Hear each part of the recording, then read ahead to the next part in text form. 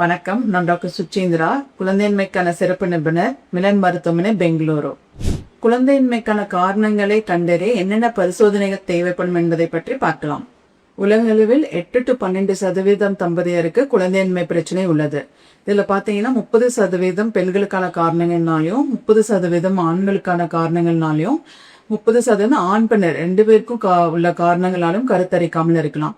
மீதி 10% பாத்தீங்கன்னா அன்எக்ஸ்பிளைன் இன்ஃபர்டிலிட்டின்னு சொல்லுவோம். இதுல எந்த காரணமும் இல்லாமல் கருத்தரிக்காமல் இருப்பாங்க. ஆண்களுக்கு பாத்தீங்கன்னா விந்தணு பரிசோதனை நார்மலா இருக்கும். பெண்களுக்கு பாத்தீங்கன்னா முட்டைப்பையில கருமுட்டை வெடிச்சு வரும், கருக்குழாய் நார்மலா இருக்கும், கர்ப்பப்பை நார்மலா இருக்கும், இருந்தும் கருத்தரிக்காமல் இருப்பாங்க.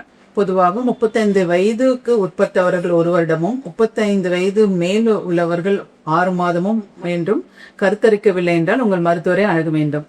மருத்துவர் முதலில் உங்களை டீடைல் ஹிஸ்டரி கேட்பாங்க. உங்கள் மென்ஸ்ட்ரல் ஹிஸ்டரி, அதாவது மாதவிடாய் மாதம் கரெக்டாக வருகிறதா, இல்ல டிலேட் பீரியட்ஸ் தள்ளி போகுதா, இல்ல சீக்கிரம் வருதான்னு கேட்பாங்க. மாதவிடாய் டைம்ல ரத்த போக்கு ஜாஸ்தி இருக்கா இல்ல நார்மலா இருக்கான்னு கேட்பாங்க. நெக்ஸ்ட் உங்களோட கணவன் மனைவி உடலுறவு போது ஏதாவது ப்ராப்ளம் இருக்கான்னு கேட்பாங்க. செக்ஷுவல் ஹிஸ்டரின்னு சொல்றது, அதுல ஏதாவது பிரச்சனை இருக்கான்னு பார்ப்பாங்க.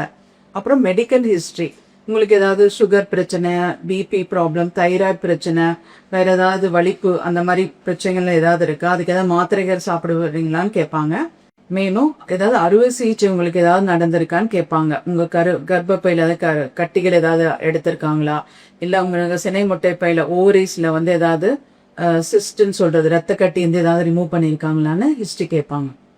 பெண்களுக்கான பரிசோதனைகள் பாத்தீங்கன்னா முதலில் அல்ட்ராசவுண்ட் ஸ்கேன் பண்ணி பார்ப்பாங்க. பீரியட்ஸ் ஆகி 2வது நாள் 3வது நாள் உங்களுக்கு ஒரு ஸ்கேன் பண்ணுவாங்க. அதுல கர்ப்பப்பை நல்லா இருக்கா, கருப்பை கட்டிகள் ஏதாவது இருக்கா, சினைப்பையில எத்தனை முட்டைகள் இருக்குது, ஆன்டல் ஃபாலிக்கல் கவுண்ட் நம்ம சொல்றது, ஸோ முட்டைகள் எண்ணிக்கை எவ்வளோன்னு பார்ப்பாங்க.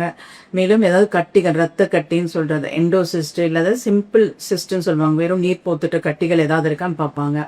அடுத்து ஹார்மோன் பரிசோதனைகள் பண்ணணும். இதுல பாத்தீங்கன்னா AMH, FSH, LH, மேலும் தைராய்டு பரிசோதனை செய்யணும். மேலும் பெண்களுக்கு கருக்குழாயில ஏதாவது அடைப்பு இருக்கான்னு ஒரு HSG, அதாவது ஹிஸ்டோசால்பிங்கோகிராம் ஒரு எக்ஸ்ரே டெஸ்ட் எடுத்து பார்ப்பாங்க.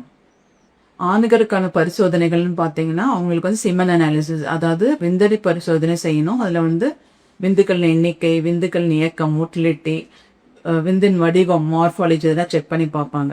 மேலும் இப்ப விந்துக்கள் எண்ணிக்கை 5 மில்லியன் குறைவா இருந்தா ஹார்மோன் பரிசோதனைகளும் அவங்களுக்கும் செய்யணும். FSH hormone, LH hormone, testosterone, TSH இந்த எல்லா ஹார்மோன் பரிசோதனைகளும் ஆண்களுக்கு பரிந்துரைக்கப்படும். ஆண்களுக்கு விந்துக்களின் எண்ணிக்கை 5 மில்லியனுக்கு குறைவா இருந்தாலும் அல்லது 0 கவுண்ட் இருந்தாலும் மரபணு பரிசோதனைகள், கேரியோடைப்பிங் அல்லது Y குரோமோசோம் மைக்ரோடெலிஷன் பரிந்துரைக்கப்படும். மேலும் விவரங்களுக்கு மிலன் மருத்துவமனை அணுகவும். நன்றி.